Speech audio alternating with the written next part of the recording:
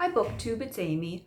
I finished reading James Milne's book, Memoirs of a Bookman this afternoon. And there's just one more passage in here, one more section that I thought was especially interesting and that I wanted to share. And this is his reflections on literature and the Great War. So he writes here on page 270. People who lived and wrote as they could through the Great War have a tale to tell which perhaps throws light on the dark gulf supposed to divide what went before and what has come after. They were on the thundering bridge that linked the two epochs, for surely the pre-war and the post-war are not to be regarded as strangers, but as comrades carrying forward common burdens, eventually to be harmonized. When the younger Pitt folded up the map of Europe, he thought the crack of doom had come, but Waterloo was still to be won by Wellington. Gradually, the life of the world strode over the whole Napoleonic shake-up, though in a smaller world its comparative shock was probably greater than ours. Cataclysms of many kinds, but always continuity, because there is no death in human evolution and progress. The Sermon on the Mount was preached 20 centuries ago, and its message has never been more needfully guiding to mankind than it is today. It was doubly sacred amid the martyrdom of Armageddon, we know, for in its smoke of guns and fog of murder gas, the still small voice which is within us all would croon, I saw an altar, white against a sapphire sky, lit by very lonely stars. Because the stars were very far and great, I brought a little flaming lamp and laid it on the step for comradeship. It was necessary to light the writing man and the London literary world along. It was necessary to light the writing man and the London literary world along when the sword fell, rattling and crashing on the pen, its ancient rival for power, except that it must be destructive. The crash was all wonderment.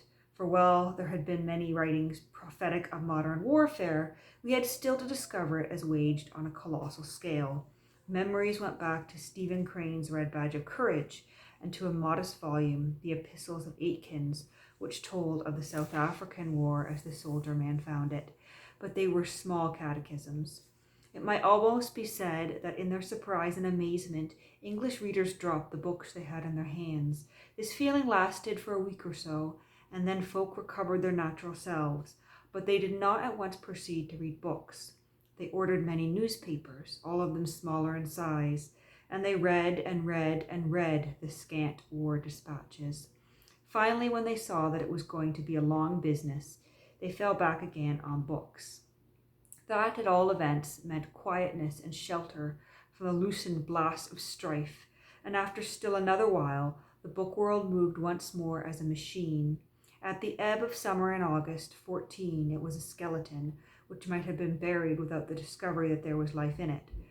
But, said its writers, publishers, and booksellers, there's work to do and we'll get down to it. It was true helpfulness to ultimate war triumph, for books as diversion, comfort, or encouragement were as another allied army in the field. Active poets and poetry played an especial part in this spiritual quickening for high tasks. They had for long been addressing their manuscripts to wives and sweethearts, and getting them, if they could, into print in the springtime, when a young man's fancy turns to verse as well as love.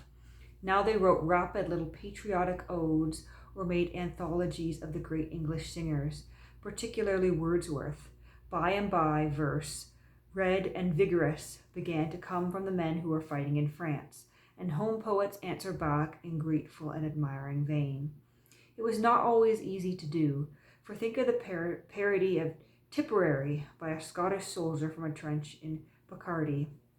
It's a long way to Auchtermuchty, it's a long way to Perth, it's a long way to anywhere for anywhere else on earth. Goodbye to Balachurlish, farewell but and Ben, it's a long, long way to Auchtermuchty, but we'll gain back again. And I don't have the Scottish accent down pat there, so forgive me for that. Here outwardly anyhow, for no man knows the soul of another, was Wordsworth's happy warrior, he whom every man at arms should wish to be. Thomas Aitken's of so many virtues and so few graces ever had the old folks at home in his heart, and in his vision some dear woman crooning to herself. Many a brave fellow had fallen before the Second War Year, which brought another crisis in the English book world. When Europe swam in the Napoleonic storm, England made her own paper, mostly from good English rags. Thus Byron, Wordsworth, and Scott were never faced with the caution from their publishers: we can't publish your new work because there's no paper on which to print it. There would, in 1915 and onward, have been a real paper famine instead of a limited controlled supply if our admirals had not been looking for the freedom of English literature, as well as they looked after other things. Actually, whole editions of some books being transported by sea were sunk by German submarines, but that did not matter in the general carrying on, so truly and deftly reflected in Mr. Bridling Sees It Through. Nobody was more keenly interpretive of the war than Mr. Wells, whose later book, The Outline of History, it suggested. Out of what remote as well as near had this Armageddon come? What threads of human history had plied it up, and then let it loose? So people asked themselves and each other, and only a wilderness of books, impossible of exploration, gave any answer to them. Being up against a tremendous note of interrogation, they needed a current rendering of the world's account. It must be ancient and modern, the one examined by the newest knowledge of the other, and the two balanced, for not otherwise could we understand our inheritance.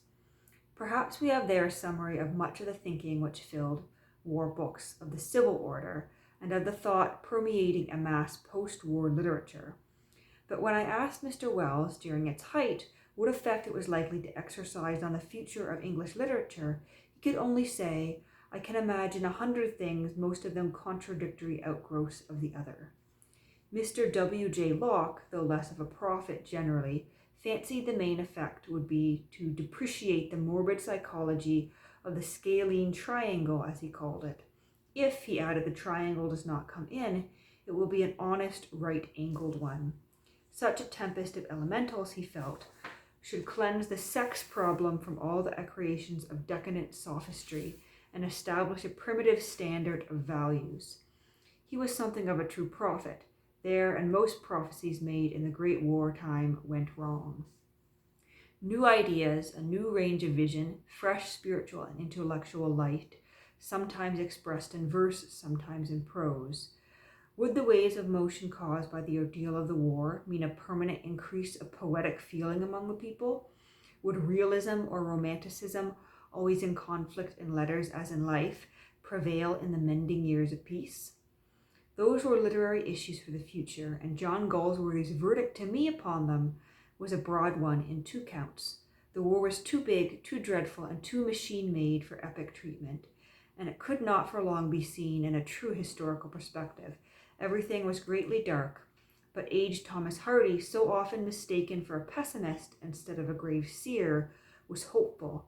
He thought the war would ultimately affect English literature for good by removing from it, and patriarchally he quoted Hebrews, those things that are shaken as things that are made, that those things that cannot be shaken may remain. A conversation I had with Ralph Connor, the Scottish-Canadian novelist, was dramatic in that it took place in London one morning, when he was straight from his chaplaincy with the Dominion forces in France. He is the Reverend Dr. Charles Gordon of Winnipeg, and noticeable in him were the long-leggedness, the tall spareness, and the swing suggesting grace and endurance, which characterizes the Cox o' the North. His iron grey hair fell on a full wrinkled forehead, and a pawky humour, which means understanding, subtlety, and 100 other things, danced in his tender eyes, tear-tried by what he had seen with the Canadians. He felt the war to be so vast that it would fill and colour all literature for generations, but time was needed to winnow the mental and moral grain from the chaff. To him, the supreme revelation of it all had been the majesty of the plain, common man, even when overwhelmed with danger, often with foulness, sometimes with stupidity. Down in his spiritual depths rested a flaming soul, making him, in the words of Robert Burns, the noblest work of God. For himself, Ralph Connor got from the war the religious and social creed that man is indeed the most wonderful creation of God, and should be treated as one treats God, with reverence. He also spoke with feeling of the circumstance that the two families of the English-speaking people would write in the same English language of the high affair in which they had been partners. This was one of the thoughts that offered consolation for the tribulation to which mankind had been subject, because it meant comradeship with the pen as well as with the sword. The clang of battle, clear and loud in Paris, made its book world almost a desert compared to ours in London. Several war visits by myself to the French capital were lightened by the friendship of Henry d'Avray, a very real ambassador of letters between England and France, whose kindly commendation opened many Paris doors, but its ancient, prosperous bookland was nearly silent. French men and French women who must read because reading was part of their nature were turning to the old masters for the peace that dwelt in them, or because living authors were embattled and there were few new books. They were reading Molière, Sainte-Beuve, Victor Hugo, and other ornaments of their literature, including the very modern Anatole France. Even in wartime, the French were essentially a literary people, full of the charm we associate with the page of a good book, scholarly in their knowledge, clarified and logical in their style or writing and manner of reading. One wandered on the Grand Boulevard and asked the women at the newspaper kiosks what wares were selling at all. They answered in the soft, serious tone which was the tone of all Paris in black, and they had only a market for things about the war. Alas, the business of warfare was not in things of the intellect, but in things of the physique. It was the same when I walked through old Paris and its narrow, picturesque streets, and came to the bookstalls on the banks of the Seine. Hardly anything doing, said Monsieur the second-hand bookseller, and if Monsieur Langlais would only buy a few volumes, why he could have them ever so cheaply. They were not valuable, but he was persuasive and charming, and Monsieur Langlais took the books, if only as a token of the splendors of France. If only as a token of the splendors France would add to her literature when the red ink of war had ceased to run. Meanwhile, the strains of Tipperary came down the quiet air of Paris from some English band, and wayfarers half stopped to listen. A French man of letters who happened to be among them had a friendly bonjour, and the remark, stirring, but what has become of the old English favourite, the girl I left behind me? As good a tune, far finer words, and we mutually recalled the verse. So to lunch with another French writer, the Abbé Dimnet of the college Stanislas, where ever so many distinguished Frenchmen have been educated. Half the French war acres were Stanislas boys, and possibly they began to study the heavens from its beautiful grounds. The Abbé was full of good talk, which included praise of Sir Richard Wallace, the founder of the London Wallace Museum, for what, living in Paris, had done for it. Did he not, as one thing, buy, and so probably keep from destruction, the lovely Chateau Bagatelle, which was built in a month for that spoilt darling Marie Antoinette? English, spoken or written, is as easy to the Abbé Dimnet as his native language, and a book he wrote on how to think made him a bestseller, especially to America. This was after the war, which threw up its own books destined to have a vogue, like The Silences of Colonel Bramble by Andre Morose. And there is an illustration in here, Captain Barnes' father and Old Bill. No personality of the Great War helped us with it more than Bruce Barnes' father's laughing philosopher, Old Bill, here blessing him.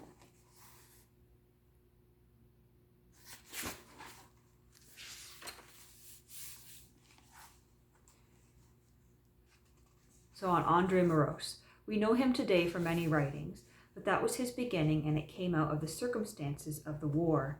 Monsieur Morose was attached to a British division, and he lived intimately with our soldiers, taking his meals among them, hearing their stories, listening to their grouses. What a gorgeous English word. The whole English stomach is in it. He had only, he said afterwards, to put down on paper what went on about him. But of course it needed an exquisite talent to portray that reticent, explosive, kindly, gentlemanly Briton in uniform, Colonel Bramble, who made readers smile just as Bruce Barnes' father, Old Bill, made them laugh. One can only hope, recalling the up and downs of the book world during the Great War, to rescue a lamp of thought here and there. Of example, England went into it in 3 clear waves: the regulars, the territorials, and the citizens, and the reactions to books was in accordance with this. The old contemptibles wanted reading of the humorous, sensational, bluggy sort. The territorials, the better stuff to which civil life had accustomed them, the massed everyman, a mixture of the good often, the very good, and the merely distracting. But it was a whole river of reading which flowed over the shallows and deeps, making wonderful discoveries in its passage. The natural result was that book reading grew into the lives of a host of men who otherwise might have missed it.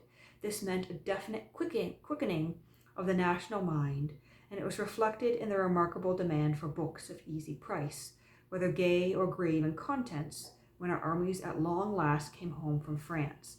The consolations and pleasures of reading had been acquired in a hard school, but they begat a strong desire for knowledge of the past and the present. A picture still lingers with me of Sir George Grey in the evening of his life, studying and finding in the ancient philosopher beauty of thought and the credentials of a later Christianity.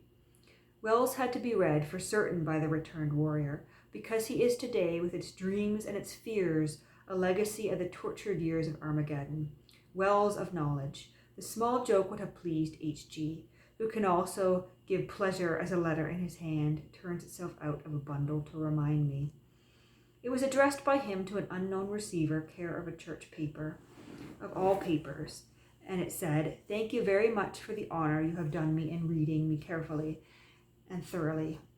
Quite the best piece of criticism that has been done about me, sympathetic and understanding, and as finished and exhaustive within the scope of what it sets out to do as a good piece of scientific research.